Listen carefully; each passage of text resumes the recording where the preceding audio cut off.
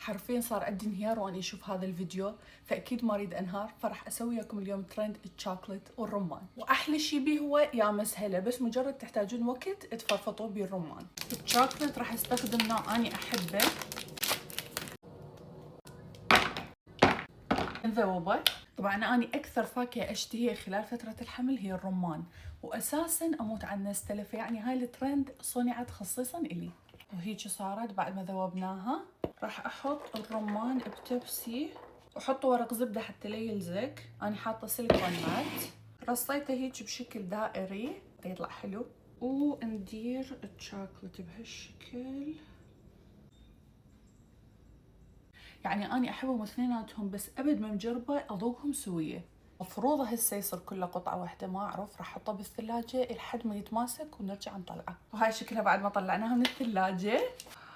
بس باعوا.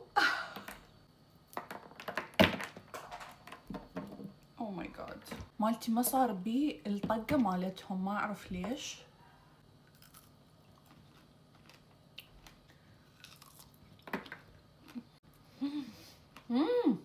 صار عندي عشق جديد.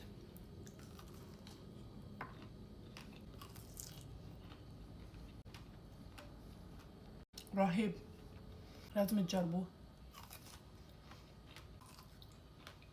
يعني يرهم يكون سناك وحلو بنفس الوقت. ايش لا تنتظرون؟